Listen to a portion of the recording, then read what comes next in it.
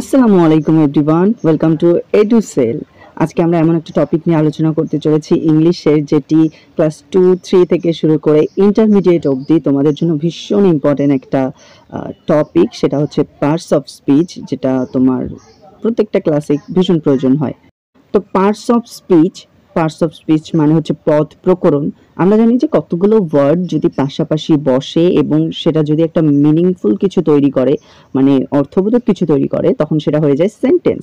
এবার এই সেন্টেন্সটা তৈরি করতে আমি কতগুলো ওয়ার্ড নিলাম, এই ওয়ার্ডগুলোকেই বলবো পার্টস অফ স্পিচ, মানে একটা সেন্টেন্সের পার্টস। সো এই পার্টস অফ স্পিচের কিছু ক্লাসিফিকেশন আছে, যেটা তোমরা ছোট থেকে পড়ে আসতেছো, সেই অনেক ছোট ক্লাস থেকে। তো সেটা তো সকলেরই জানা, তাহলে এখানে পড়ার কি আছে, কোশ্চেন থাকতেই পারে। তো এখানে পড়ার অনেক কিছু আছে। তো এই পার্টস অফ স্পিচের তোমার যদি তুমি ঠিকভাবে আয়ত্ত করতে পারো, তাহলে গ্রামারে তোমার অনেক ছোট ছোট মিস্টেক, সিলি মিস্টেক কিন্তু দূর হয়ে যাবে। সো এই জন্য পার্টস অফ স্পিচটা সবার আগে ভালোভাবে শিখতে হবে। তো পার্টস অফ স্পিচের ক্লাসিফিকেশনটা তুমি কিছু কিছু কিওয়ার্ড দিয়ে মনে রাখতে পারো। লাইক নাম মানে হচ্ছে নাউন, তারপর নাউনের পরিবর্তে যেটা বসবে সেটা প্রোনাউন, কাজ করা বোঝালে ভার্ব, তারপর তোমার নাউনের সম্পর্কে অতিরিক্ত তথ্য দেওয়া বোঝালে বা দোষগুণ অবস্থা বোঝালে অ্যাডজেক্টিভ, নট অ্যাডজেক্টিভ। আমরা কিন্তু অ্যাডজেক্টিভ উচ্চারণ করি, কিন্তু সঠিক প্রোনাউন্সিয়েশন হচ্ছে অ্যাডজেক্টিভ। আর এরপর যদি আমরা ভার্ব বা অ্যাডজেক্টিভকে কেউ মডিফাই করে, সেটা হচ্ছে অ্যাডভার্ব। তারপর আছে প্রিপোজিশন, যেটা তোমার দুটো নাউনের অবস্থা বোঝায় এবং দুটোকে কানেক্ট করে, এটা হচ্ছে প্রিপোজিশন। তারপর হচ্ছে তোমার কনজাংশন, যেটা হচ্ছে তোমার দুটো ওয়ার্ড বা দুটো সেন্টেন্স যে কোনো কিছুকে কানেক্ট করতে পারে, মানে দুটো ওয়ার্ডকে কানেক্ট করে বলতে পারো, বা দুটো ফ্রেজকেও কানেক্ট করতে পারে, মানে কানেক্ট করা, এই জন্য এটা কনজাংশন। তারপর হচ্ছে ইন্টারজেকশন, যেটা আমাদের আবেগের মুহূর্তে হঠাৎ করে বেরিয়ে আসা শব্দ, সেটা হচ্ছে ইন্টারজেকশন। সো এবার এই 8টা পার্টস অফ স্পিচ আমরা একটু ডিটেইলসে জানার চেষ্টা করব সংক্ষিপ্তভাবে। ওকে, প্রথম হচ্ছে নাউন। সো নাউন তো এটা সকলেই জানো, কোনো কিছু নাম বোঝালেই নাউন। সেটা হতে পারে কোনো দেশের নাম, হতে পারে কোনো পাখির নাম, ফুলের নাম, ফলের নাম, যে কোনো নাম। নাম মানেই নাউন। এবার এই নাউনের পূর্বে সবসময় কারা বসে জানো? অ্যাডজেক্টিভ আর প্রিপোজিশন। তাহলে অ্যাডজেক্টিভ আর প্রিপোজিশন কি কোথায় বসে? নাউনের পূর্বে বসে। সো এটা তোমাদের মনে রাখতে হবে। লাইক আমি একটা সেন্টেন্স বলতেছি, মাথায় রাখো। সেটা হচ্ছে the Holi book is on the table.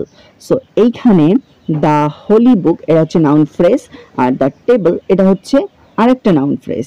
আর এখানে মাঝে দেখো ইজ তো ভার্ব, তারপর অন আছে, অনটা হচ্ছে প্রিপোজিশন। অনটা প্রিপোজিশন কিভাবে দেখো, অনটা নাউনের আগে বসছে, দ্য টেবল হচ্ছে নাউন ফ্রেজ আর টেবল হচ্ছে নাউন।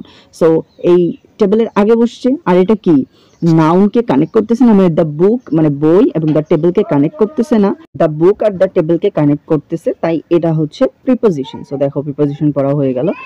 সো নাউন হচ্ছে এতটুকুই। এরপর হচ্ছে প্রোনাউন, যেটা নাউনের পরিবর্তে বসে। নাউনের পরিবর্তে কি কি বসতে পারে?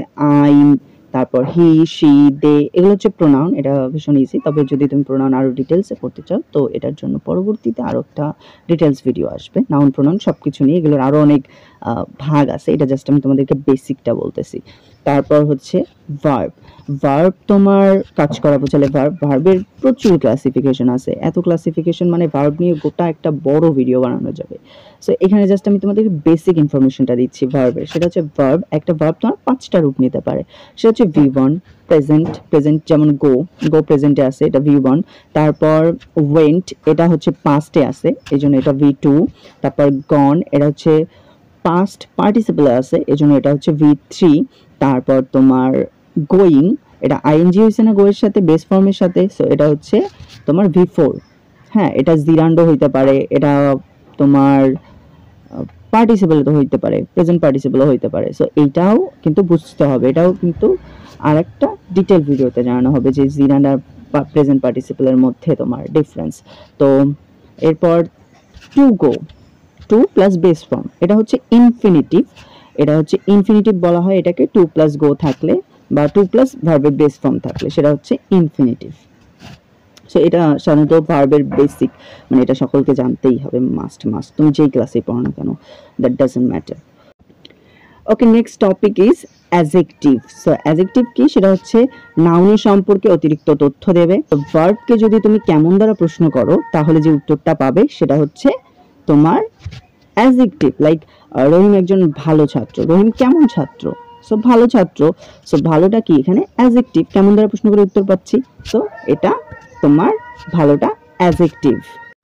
এখানে আরো কিছু জিনিস তোমরা মনে রাখতে পারো যে আর্টিকেলগুলো আমরা চিনি এ এন্ড দা, সো এগুলো কিন্তু অ্যাডজেক্টিভ, এগুলো কোন পার্টস অফ স্পিচ, এগুলো হচ্ছে অ্যাডজেক্টিভ।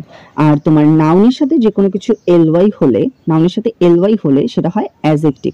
লাইক ধরো হোম একটা নাউন, সেটার সাথে যদি আমি এলওয়াই করি হোমলি, তো এটা হয়ে যাবে অ্যাডজেক্টিভ।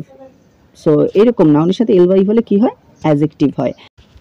ওকে, নেক্সট হচ্ছে অ্যাডভার্ব। অ্যাডভার্ব হচ্ছে সেটা তোমার ভার্বকে মডিফাই করবে বা অ্যাডজেক্টিভকে মডিফাই করবে। এর জন্য তোমার যে অ্যাডজেক্টিভ সেটার সাথে যদি এলওয়াই হয় তাহলে সেটা হয় অ্যাডভার্ব। সো আমরা জানলাম কি, নাউন যোগ এলওয়াই অ্যাডজেক্টিভ, অ্যাডজেক্টিভ যোগ এলওয়াই অ্যাডভার্ব। আর তুমি ভার্বকে যদি কতবার বা তুমি কিভাবে এসব দ্বারা প্রশ্ন করো, যে উত্তরটা পাবে সেটা হবে অ্যাডভার্ব। সো এরপর হচ্ছে প্রিপোজিশন। সো প্রিপোজিশন তো একটু আগে তোমাদেরকে বুঝাই দিলাম, তো সেটা হচ্ছে তোমার দুটো নাউনকে কানেক্ট করে। এরপর তোমার নেক্সট হচ্ছে কনজাংশন।